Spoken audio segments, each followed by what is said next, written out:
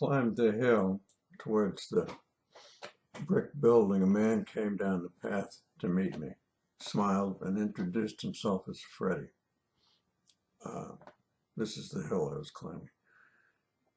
And I forgot to mention that this is chapter 18 of Luck and Folly, a memoir by me, myself, George Graybill.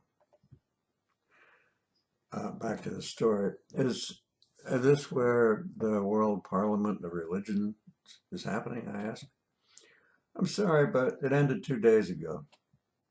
A few of the participants are still hanging around, though. Below the main building was a row of small thatched huts. You can drop your pack in any of the huts. They're left over from the conference. Is Nataraja Guru here? The Guru's in his quarters, either sleeping, writing, or meditating. You'll meet him tomorrow morning. I followed Freddie up to the house to meet the permanent students and visitors who were passing through. Freddie was Belgian and had been here the longest. I gathered that he was the chief disciple, although that may not be the term he would use. Bridget, who lived with Freddie, was also Belgian. Their relationship seemed to be platonic. There were a handful of Americans, including Charlie from Texas and a young man just out of the Peace Corps.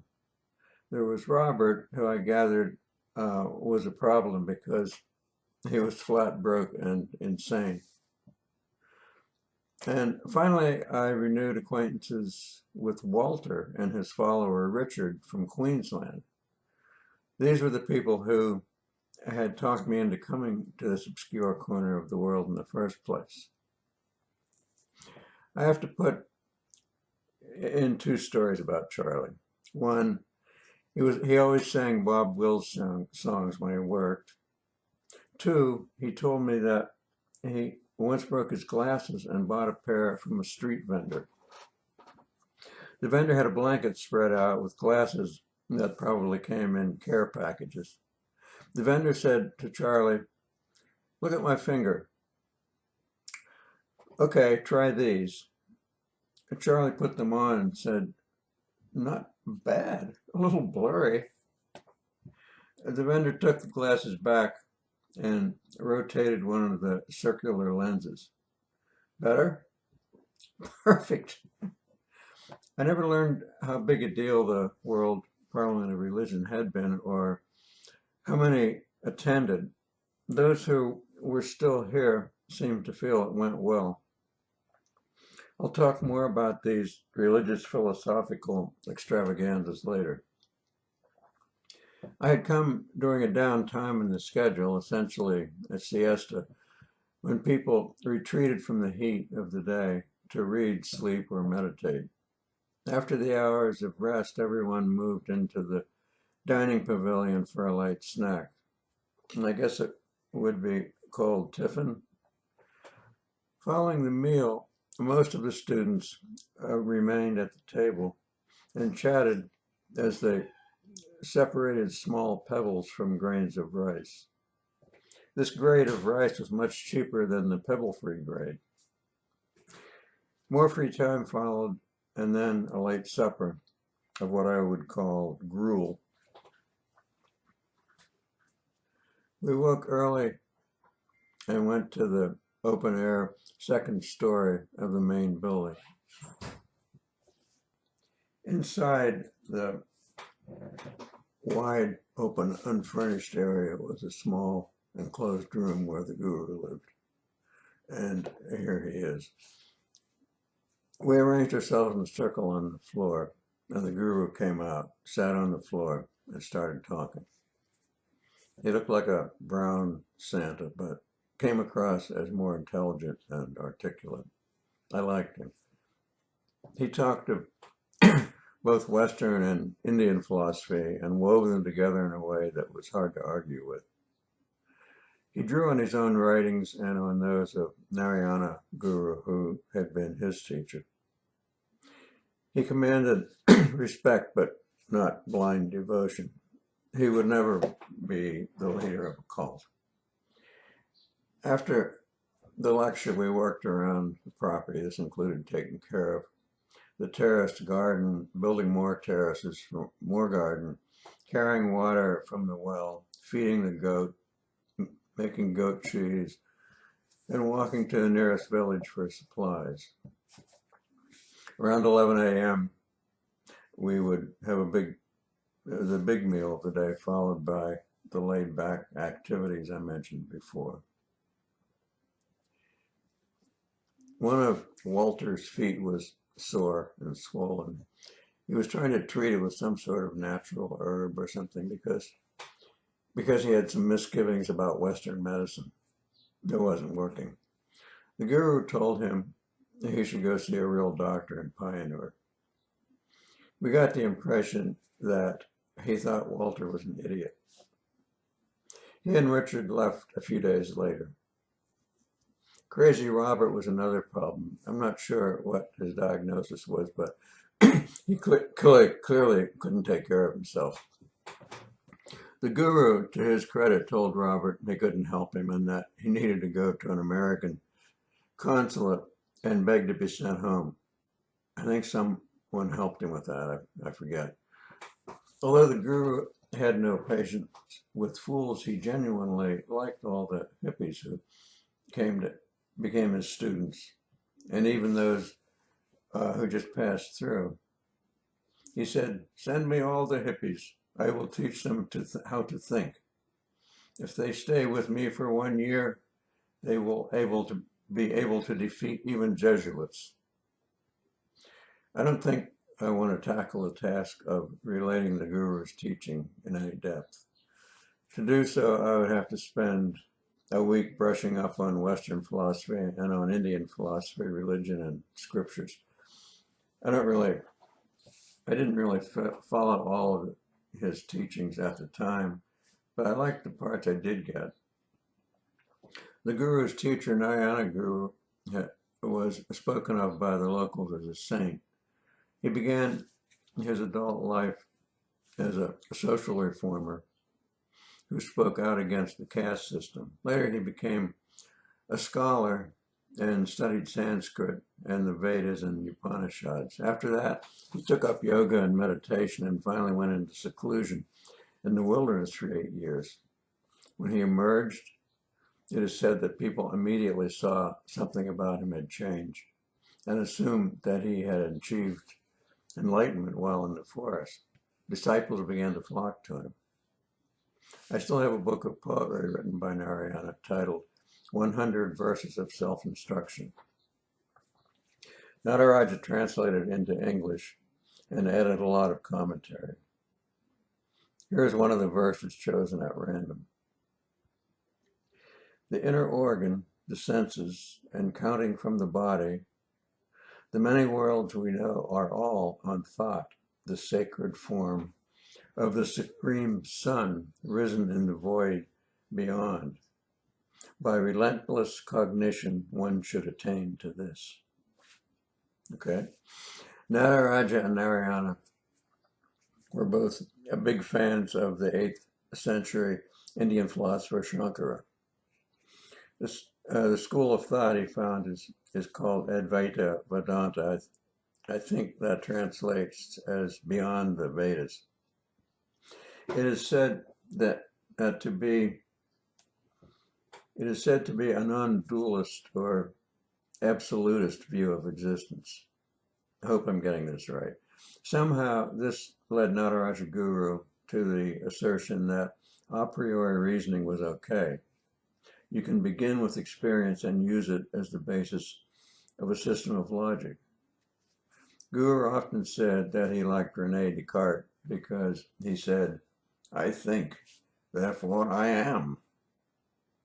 He didn't say much else about Descartes, but he talked a lot about the French philosopher Henri Bergson. I'm finding a surprising number of books I dragged all the way back from India. They include 2 Sources of Morality and Religion by Henri Bergson and a 200-page notebook in which I filled every page with the Guru's teaching. As I flipped through it, an old-fashioned airmail letter fell out. It was a worried letter from my mother. She had filled every possible writing surface. I will read it when I'm in a very self-assured mood. Nataraja was a prolific writer in English, French, and Malayalam. Malayalam is the language of Kerala, and the people are Malayali. He was very well educated and had received a doctoral degree from the Sorbonne. The goal of his writing and teaching was to integrate Western science and Hindu mysticism. It seemed he did, but I never got all the way to the bottom of his thought. I was impressed with his understanding of quantum mechanics and relativity theory. He used interesting imagery to explain his ideas. For example, the image of plant growth can be applied to many natural and spiritual processes. A seed sprouts, sends up a vertical trunk which spreads out and produces fruit. The fruit dies, falls to the ground, and produces fertilizer and a seed for another plant. Likewise, out of the seed of contemplation comes understanding, which rises, spreads out, and creates ideas and inventions. These are eventually perverted by greed and anger. People withdraw from the rot and retreat into contemplation. Life became peaceful. The comforting routine of the Gurukula, was punctuated with interesting side trips to the towns and villages. Sometimes several of us would go into Pioneer to buy supplies. We either took the so-called bus or walked when the bus wasn't running. We later purchased a bicycle for one-person trips. The bus was a modified sedan from the late 30s. The back had been cut away and replaced with an open-air seating area with benches. What was once a 6-passenger car would haul about 30 people and the produce they were taking to market. In addition to the passenger compartment, there were people on the roof, the running boards, the fenders, and the bumper. Sometimes we walked because it was more comfortable and took only a little longer. On my first trip, I learned where the large red bricks came from, which the Gurukula and many other buildings on the island had been made. They were cut from a somewhat soft red rock that appeared above the surface in several parts of the island. One such brickyard was beside the route to Pioneer. Men cut the bricks from a rock outcropping with very simple metal tools. The process was tedious. When a brick was finally finished, the brick cutter would hand it to a woman. She would put it on her head and walk off towards the construction site. Someone told me that Freddie had carried all the bricks for the main Gurukula building up the hill from the road on his head. There are a few other professional people I saw along the way. One day I passed an umbrella repairman at an open-air shop on the street. On the way to town, I stopped at a blacksmith's and asked him to make me a pocket knife. On the way back, it was finished. I bought some homespun muslin cloth in Pioneer and stopped at a village where a man was sitting outside at a treadle sewing machine. I said I wanted a shirt. He said, "What style?" And I said, "Like Nataraja wears." He spent about 5 seconds taking measurements, but didn't write anything down. When I got the shirt the next day, the workmanship and the fit. I liked the village of Articulum better. It was a small Muslim village a few miles away at the end of the island. We could pick up mangoes and other produce there. It was a fishing village, but we, quote unquote, Hindus, didn't eat fish. The people also relied on smuggling for income. They always tried to overcharge for the mangoes because I had more money than they did. I could never talk the price down. It seemed to be a matter of pride for them to charge Westerners more. If I refused their price and walked away, they always gave me a few mangoes as a parting gift. One day, I took a detour through the jungle on the edge of town. There were only a few patches of tropical forest left on the island because of the need for firewood. Suddenly, I stumbled on an old stone fort. The vines growing all over it made it look especially old. It would likely have been built by the Portuguese over 400 years ago. Another day, I saw a group of people gathered around a well, talking excitedly and looking down the well. A small girl had fallen in. We were in the dry season, so there was very little water in the well. Minutes later, what must have been the most slender man in the village came running up. He was the only one small enough to fit into the well while hopefully holding the girl in his arms. They lowered him on a rope and pulled him and the girl back up. People excitedly examined all her bones for fractures. She was perfectly fine. When in Articulum, I always visited an old retired sailor. He had been everywhere and had great stories from all over the world. We would drink tea and tell each other travel tales. He warned me about pirates. He said if I was offered passage across the Arabian Sea, not to go. There were pirates, he said, and they will take all your money and drop you on a remote shore or just throw you overboard. I had seen large sailing ships silhouetted against the sunset. Those were pirate ships. Those were the pirate ships. They would unload their contraband at night and sail away.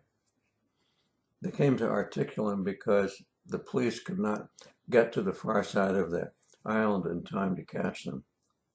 I understood now why many people in the village wore very nice watches.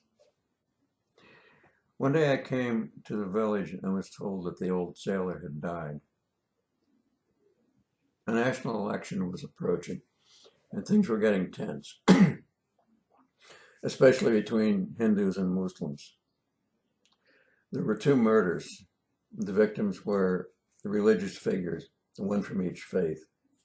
In both cases, the murder weapons were knives. The national papers told of more political assassinations in Calcutta. In that city, the weapon of choice was bow and arrow. The so-called bus, which came from Articulum, stopped running until the election was over. We were told that the guru was so highly regarded on the island that his students were perfectly safe from the ongoing violence. One night in Pioneer, I saw a parade of supporters of one of the national political parties march down the street. They were all dressed the same and all carrying torches. The leader in front would shout something in Malayalam and the crowd would repeat it very loudly. Rada-da-da-da-da-dit. Rada-da-da-da-da-dit. For some reason, the tropical setting made it scarier. I learned that Linda had become interested in Eastern religions. She was reading Trungpa and had become interested in a local Hindu teacher called Dadaji. I wondered if she would like the Gurukula. I heard that all the travelers like me were going to Baga Beach in Goa for Christmas this year. I decided to go there for the holidays and then head up to Nepal. Why not? Just before I left, I was looking out to sea at the sunset one day and I saw the green flash. Vagrant thoughts. As I look back over the chapters I've written so far, I see a pattern in my activity that suggests I had some sort of problem. Every time I settled into a safe, comfortable groove, I got restless and shook things up by taking unnecessary risks. That's the end of chapter 18.